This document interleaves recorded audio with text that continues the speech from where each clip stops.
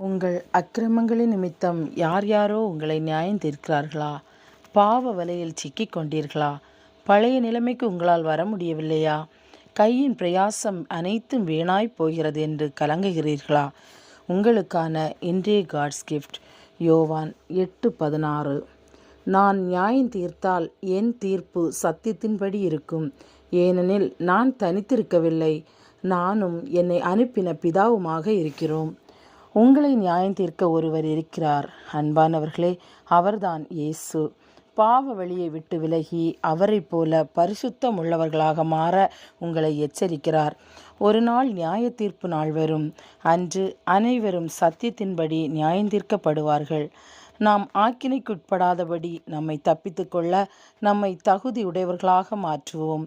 சேர்ந்து ஜெபிப்போமா? இயேசுவே, பாவ வழியை விட்டு விலக முடியாதபடி அதிலே விழுந்து கிடக்கிற உம் பிள்ளைகளை இரட்சியும் சுவாமி. இவர்களும் உம்முடைய சமூகத்திலே வந்து இளைப்பாற கிருபை செய்யும். இவர்கள் உம் பார்வையிலே பரிசுத்தம் உள்ளவர்களாகவும் அதற்காக பிரயாசப்படவும் செய்யுமாறு மீட்பர் இயேசுவின் மூலம் ஜெபிக்கிறேன் நல்ல பிதாவே. ஆமேன். God bless you.